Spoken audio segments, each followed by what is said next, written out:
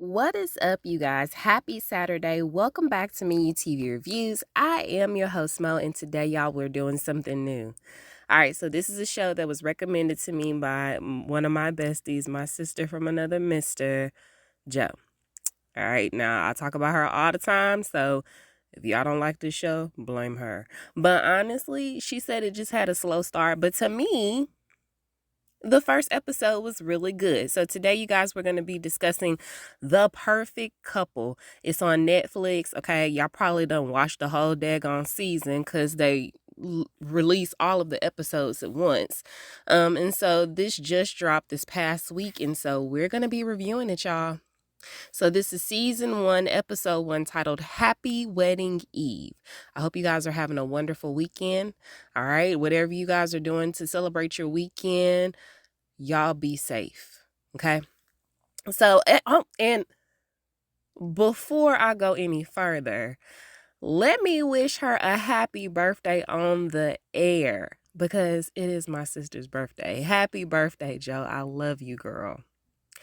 Many, many more blessed birthdays. All right. So now we can get on with the episode. So let's go ahead, get into the synopsis real quick, and then we're going to get right into the episode. So the synopsis for this one is: wedding guests arrive on Nantucket for the lavish rehearsal dinner at the Winbury estate, but the nuptials take a tragic turn when a body is discovered. All right, y'all. So I'm going to do things a little bit differently before we actually get off into the episode. I'm going to go ahead and introduce some of the characters. All right. So we've got Chief Dan Carter, who's being played by Michael Beach. We've got Chloe, who is his daughter, who is catering said event. We've got Detective Nikki Henry, who is going to be investigating the case that is about to happen. Greer, who is being played by Nicole Kidman. Her real name is Garrison Winbury. Tag, who is being played by Liev Schreiber? Y'all know who I'm talking about, okay? Y'all know him when you see his face. That's Greer's husband, okay? Roger Pelton, he's the wedding planner. Gosha, who is the maid. And that's, and Merritt, who is Amelia's best friend. Amelia, who is the bride-to-be. We've also got Benji, who is the groom. We've got his brother, Tom, or Thomas. And then we've got his wife, Abby. And then we've also got his other younger brother, Will. Okay. And then we've got Amelia's parents, but I don't know their names. Okay. So everybody is gathered here because a wedding is about to be had. Okay. They're celebrating, and it's cheers all around. We've got dancing at the opening of the episode. We've got people passing around the camera just congratulating the wedding couple on their upcoming nuptials, all the things, right? You know how it is. And so all of that happens. Long story short, a body ends up washing up on shore. We're not sure who it is just yet. Now, we get introduced to Chief Carter as he's getting ready to come home. When he gets there, oh, no. The phone is ringing at the sheriff's station. Turns out, y'all, a body has washed up, okay? I didn't write out, like, the opening scene. So after we saw that party, somebody calls the police because that night or the next morning a body is discovered. He ends up calling Chief Carter, who then comes down to get more information. And then when he goes home, he goes to talk to his daughter, Chloe, because like I said, she's the caterer. And he says, hey, look, so there isn't going to be a wedding. You're not going to have to worry about catering the event because a body just popped up. There's been a murder. And so as soon as he leave, y'all, she started looking all suspicious like, because she got blood on not only her shirt, but she's got blood on like the comforter or something else. And so she ends up making a phone call after he leaves. and I'm not sure what it said. Okay, so then there's some more stuff that's happening the following morning, or no, we go back. So the day of the dinner rehearsal, everybody's in the kitchen, and let me just say this. Greer is a stick in the mud. Okay, so all of these different interviews are happening as they're bringing in people. Amelia came in with her wedding dress on, and we're getting all of these different perspectives. Also, when Detective Carter got there, I know I'm all over the place, y'all. I'm sorry. I really should have took notes in the beginning. When they get there to the crime scene, Detective Carter runs into the wedding planner, Roger, and he's explaining how this is Tag's family's property, but I mean, I guess he thought it was Greer's property initially, but it's really Tag's family's property. It's been in their family for 5 generations. So he got old money. Okay? He's filthy. Filthy rich. He did also mention that something happened with a gambling issue and was kind of like nodding towards Thomas, who might be the oldest son. I'm not sure. I'm not sure if it's him or Benji that's the oldest son, but I feel like Thomas the oldest son. So anyway, y'all. Detective Henry starts to bring people into the interrogation room, and this is when we start getting all these different interviews that are happening. And so the morning of the dinner rehearsal, Amelia wakes up. Now she's in her bra and her PJ bottoms. She walks outside, right? Because I don't know what it was, a ladybug. That's what it was. It was a ladybug that was left on a note that Benji had left for her, talking about, he's so in love with her and he can't wait to marry her. And so because the ladybug was there, she's a really down to earth,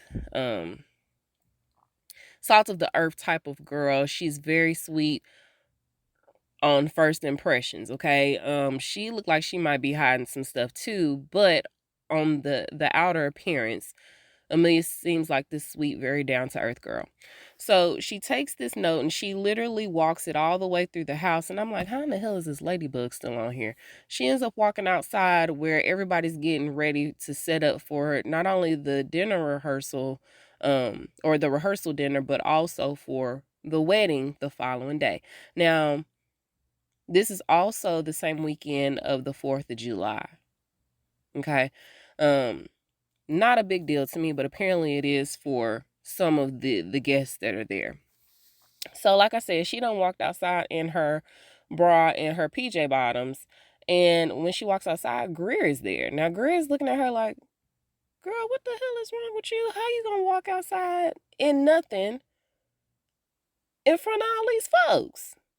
But honey, Amelia wasn't even thinking about that, okay? She didn't care. She's a free-spirited type of girl, seems like. So everybody everybody gets to the kitchen and they're just doing their own thing. I think Greer probably made some breakfast for everybody or something like that. And Tag is over there flirting with her. They're really cute. Okay. Now, again, on the outer appearance, to everybody, they're this perfect couple. They've been together for almost 3 decades. Greer is an author, and she is the author of multiple best-selling books. Okay. And so they've got an appearance scheduled with People magazine the following week. So anyway, they're flirting. It's cute, but it's gross to their kids. And Abby's there. This is Tom's wife. Abby's there. She's pregnant and miserable. All the things, right? Now, let me go back to, like I said, Greer, according to some of the people in the interviews, she's very uppity. She's very condescending. She knows that she is rich. She acts like an elitist. She's a stick in the mud. Tag is although that's her husband, he seems like he's more approachable, way more approachable than her. According to Abby, he is a DILF. That's her daddy-in-law, right? Lord. Anyway, so after breakfast, Greer goes to meet with the jeweler. This is where I start taking notes, y'all. Greer goes to meet with the jeweler to grab the ring from her when it's revealed that Tag had purchased a bracelet for somebody else, because when Greer went to go get the ring, the jeweler noticed that Greer didn't have on the bracelet. So she was like, "Oh my God, you didn't like the bracelet?" And she was like, "What are you talking about?" And she was like, "Girl," and she gave a very detailed description of this said bracelet, right? And so she was like, "Oh no, I loved it. It's very nice. I just didn't have it on." She gave her some excuse as to why she didn't have it on, right? So then as soon as she left, she went into Tag's office and started going through his files. Y'all, she ended up finding a receipt and a picture of said bracelet. He spent $18,000 on this bracelet that he did not give to her. He gave it to somebody else. Now, normally I would say, if they're very nice people, or if he's a very generous person who just loves to randomly gift nice things to other people, then, that would be nice. But I don't give a crap how nice you are. You're not going to be spending $18,000 on somebody else. That's not family. Understand? Even with $18,000, like for a family member, I'm like, do we really have to spend that much? And so she's obviously heartbroken. I don't know if this is the first time that she's ever thought that he's been unfaithful to her or what have you, but either way, Benji comes in and catches her off guard because he's come to talk to her about how she's been treating Amelia, okay? She's been treating Amelia like she's some type of peasant versus her daughter-in-law as of tomorrow. Like, we're getting married tomorrow, Mom. You do realize that, right? And so because of what she is currently experiencing with the possibility of Tag being unfaithful to her, she's projecting. And so she starts to talk about how when she got married to Tag, or when she was going to get ready to get married to Tag, when she first met his parents, she had went out and bought this whole new wardrobe. She learned how to crack lobsters. She learned all of these different things, right? She changed the pieces of her true identity to be with this man. Now, whether he made her happy or he still makes her happy, that's a completely different story. But the fact that she had to change who she was to fit in with the likes of his family, that speaks volumes. And now she's expecting everybody else to do the same for her because she's now a part of this elite family. Okay. And so she was like, well, she needs to come up to my standards. I don't need to come down to hers. That's how she feels, even though that's wrong. And so she says, I just want to make sure that she loves you and not that y'all are just getting married, that she's just marrying you, but I want her to adore you for the rest of your life. And so maybe she's feeling unappreciated. Maybe she's feeling like Tag doesn't love her like he used to. But I mean, y'all, love changes. Y'all been together for 3 decades. It's gonna change. You just have to learn to adapt. And so he was like, all right, Mom, now you telling me all this stuff the day before the wedding, like the wedding is still going to happen. And so he ends up storming out. And she was like, girl, you just need to shut up sometimes, girl. Just be quiet. And so then her publisher, I don't know if that's her publisher, if it's her manager, I don't know who she is, but her name is Enid. She ends up calling her to ensure her, to make sure that her and Tag are prepped for their interview with People magazine next week. And so, like I said, they're taglined as the perfect couple, but Greer hints without hinting that something ain't right in the water between her and Tag. And so Enid was like, girl, you want to talk about it? You got something on your mind? And she was like, no, girl, that'll be all. I got to go. Okay, bye. And so she gets off the phone with her. Now, As soon as she gets off the phone with Enid, she ends up getting a phone call from a guy named, or someone named Broderick Graham, but she ignores the phone call. I'm sure that'll pop up in a later episode. So as she's ignoring this phone call, Tag is going with Amelia to go pick up her parents. Now, I don't know why Greer didn't come. Maybe she felt like it was beneath her. Maybe she felt like she was too busy to make time for Amelia's parents. But either way, Amelia and Tag are going by themselves. So on the way there, she brings up her mom's history of cancer and apparently is terminal. And she asked that her mom is very self-conscious because, she's going through chemo, and so she's lost her hair, and so she's been wearing wigs, right? And so he promises that he won't mention anything about the wig. And so as they're walking up to go meet them, pick them up from the ferry, I guess, that they came in on, he's asking her, has her mom ever tried smoking weed before? And he said that when his dad was dealing with prostate cancer, they would like grind the weed up and put it in his cereal. I was like, come on. That's a whole different twist on wake and bake, okay? Wake and bake. So they end up picking up the parents, and it's a delightful time shared between the in-laws in the car and on the way to the house. That is until they arrive at said house. Now, when they get back, Amelia's mom ends up giving her this fruit basket. And it's a nice gesture, okay? They don't come for money. She's going through treatments and all the things right now. And medications are expensive, especially if you have had this pre-existing condition. Your insurance may drop you. You may not have insurance at all because ain't nobody trying to cover you. They could be going through a whole host of financial issues. So for Greer to look down on this gift, this kind gesture that the mom took to extend their appreciation for what they're doing, as far as like allowing them to have this wedding at their house. I just don't like Greer, y'all. I don't like Greer. I don't like half of her family. That's it. So everybody's being hella shady. And they're just making all of these wild ass comments. Like, Abby is pregnant, but her face ain't. Like, I would have fact her upside her face a couple of times if I was Amelia, because Abby ended up saying how everyone had to move their 4th of July plans around for this wedding. She didn't even say it was a wedding, y'all. She was like, "Oh yeah, this is such an inconvenience, and I'm so glad that you guys were able to make it despite having to change your schedule for this event." Amelia was looking at her like, "Trick, this event?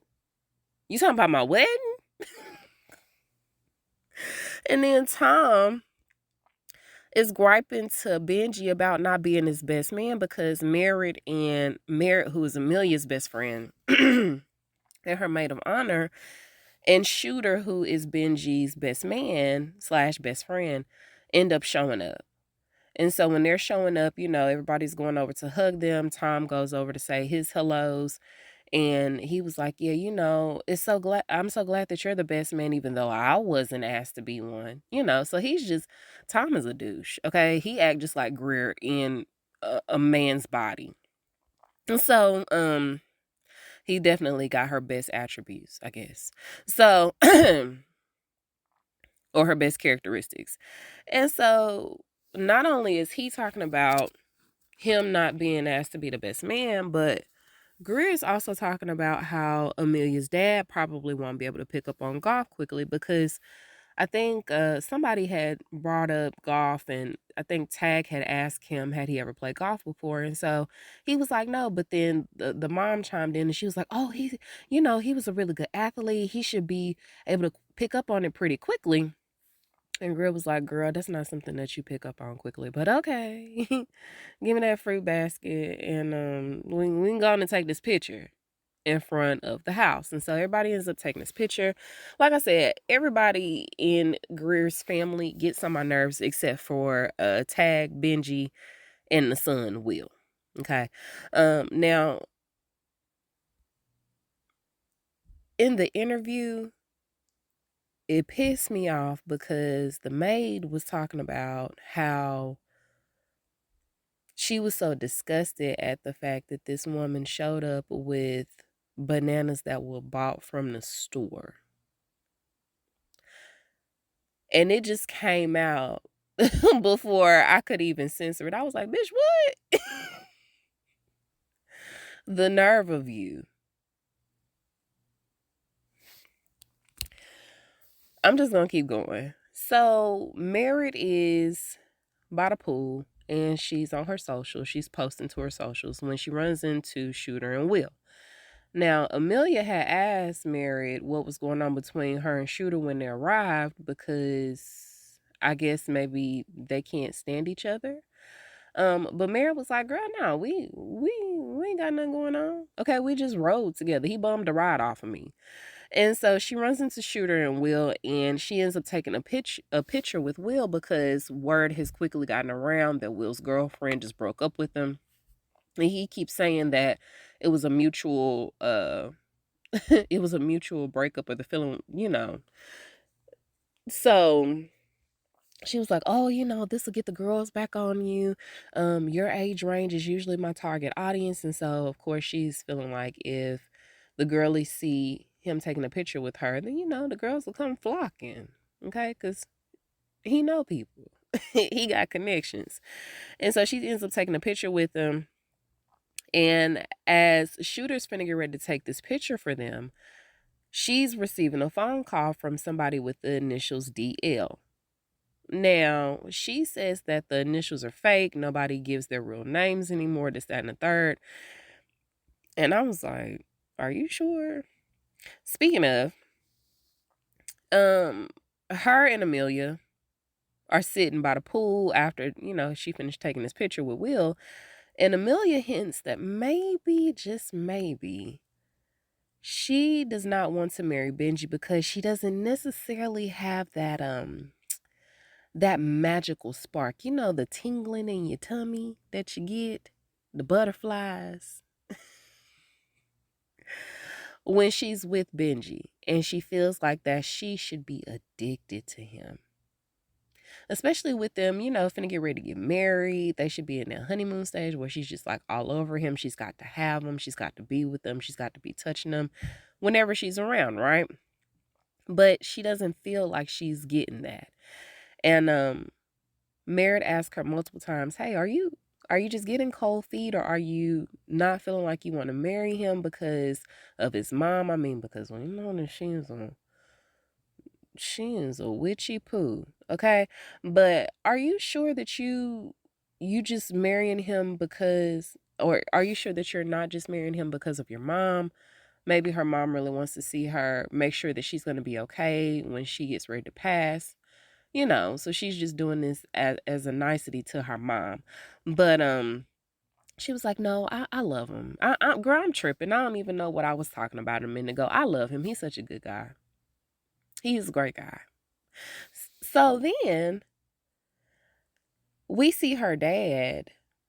He's getting ready to creep out the room because he wants to go for a swim, but he doesn't want to wake up his sleeping wife, right? So he left her a note saying that he was going for a swim. But shortly after he leaves, the mom ends up waking up anyway. And so when she does wake up, y'all, she goes to go take her medications for the day. And then we see her pull out 3 pills that were in like this cautionary bag. And I'm like, okay, are those the chemotherapy drugs? Like, what's happening here? Are these drugs that you shouldn't take that aren't chemo? I don't know why they would put them in a caution bag, but anywho, she ends up taking the 3 pills out. She gets rid of the bag, but she puts them back in her medication, cute little zippy that she had. And I'm not sure what she's gonna do with that. So over to Tag and Tom, they're talking about Benji and how he's gonna become a man once he gets married. Well, maybe not. And so Tom ends up mentioning his own marriage and how Abby has him by the balls. And he really just sounds like he's not happy. Like he's very miserable being married to Abby. And I'm not sure if it's because she's pregnant and her hormones are all over the place. This is supposed to be one of the most joyous times um, that you'll ever experience in those types of relationships, you know, because you're just going through the ups and downs and you're experiencing that together. And it's just a new experience for the both of you, right? But he just seems very miserable, like he didn't want to get married to her in the first place. And so then out of nowhere, he randomly asked for a loan from Tag because he was overzealous with the bet. And so Tag belittles the crap out of him, y'all. He ends up comparing him to a sinking rock. The rock that's sinking all the way to the bottom. He's definitely not proud of Tom nor his accomplishments, just very demeaning. And you know, hurt people hurt people. And so although Tag may be disappointed, you shouldn't be saying stuff like that to your kids. Okay? You think this is gonna make the relationship any better? Whether it's true or not, that doesn't matter. You don't need to be saying that to your kids. So although he compares him to a sinking rock, we never see him give him an answer about the loan, whether he's going to do it or not. So there's a montage of things that are happening, which ends with Amelia looking longingly at Shooter in the pool. And I was like, girl, are you crushing on Benji's best man? Do y'all have a history? Have you always wanted him, but you ended up getting Benji instead? What's going on there? So Shooter and Merritt are in the pool right now. They're not flirting or anything like that. They're just playing around with other people in the pool. They're not the only ones there. And so she's looking at him when Benji pops in the room with this painting. He's been painting a picture of her. So he's an artist, okay? And she says that it makes her look really regal. And he's like, but girl, you are though. Again, he adores her. But maybe Greer sees something in her. Anyway, so she was like, oh, babe, I love it. You know, thank you. And I don't know if she was like trying to play mental tricks with herself, trying to psych herself out of having these feelings for Shooter or, you know, these fleeting feelings. I don't know. But either way, y'all, she tries to psych herself up to have this intimate moment with Benji. And so she turned around and stuck it out, you know, was finna get ready to do the thing with him. And then out of nowhere, she just falls on the bed and was like, I can't.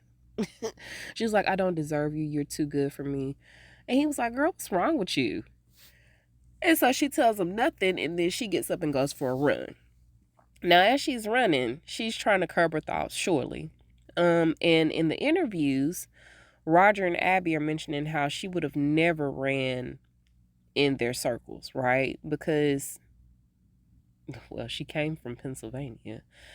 What did he say? I can't remember what city he said, y'all, but Roger was like, she came from the hard knocks of Pennsylvania. Like, she would have never bumped into us like that. Now, the crazy part is Benji and Amelia ended up meeting at the zoo.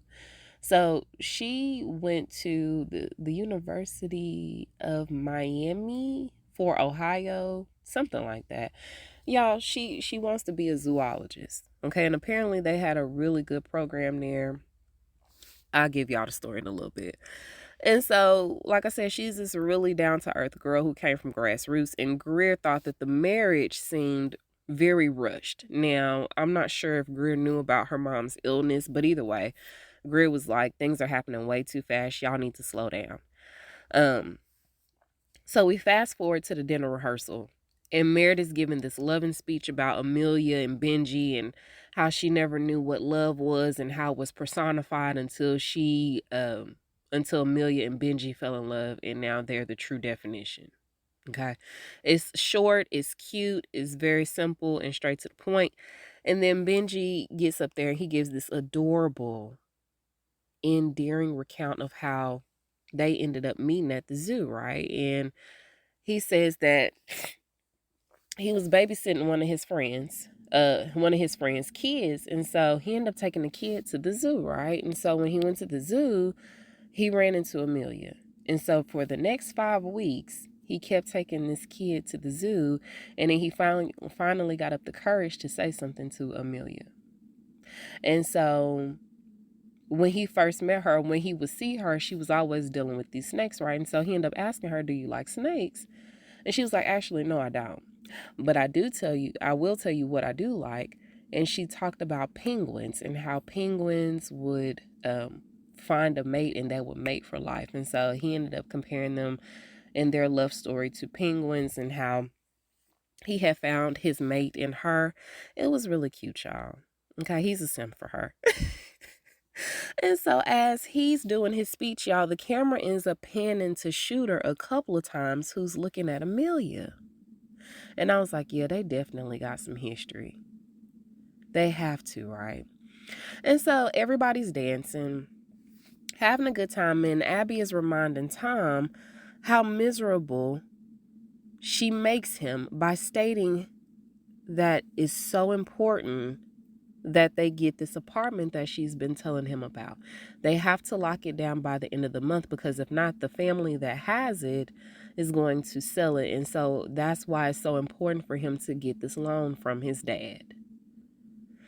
And so he was like, yeah, my dad said, yeah, everything's fine. It's all fine. But his face is reading like, Trick, get out of my face. Okay, I'm just tired of dealing with you and your mess. And so after they have this short conversation, a short but very passive aggressive conversation, he ends up walking over to Benji as Benji is talking to his homies, right? And so he cuts in because Abby went to go dance with Amelia and Merritt. So as he comes over, y'all, he had the audacity to ask Benji, what is going on with the Scissor Sisters, talking about Amelia and Merritt. Have they ever done anything? Because I sure am getting the vibe that they have been intimate. I mean, if they have, then that's okay. But I'm just wondering, I'm like, dude, are you screwing either one of them? Aren't you married? Why are you asking your brother these very inappropriate questions? And more importantly, why has Benji not socked you in your face? Because you're not going to sit up here and disrespect me, nor disrespect my bride, my future wife, like that. That's all. So instead of Benji really saying too much of anything, Shooter steps in and was like, this is why you're not the best man. You need to go take a swim. That's what Benji tells me. Go take a swim. Go cool down. Clearly you're miserable and you've been drinking. Go lay down somewhere.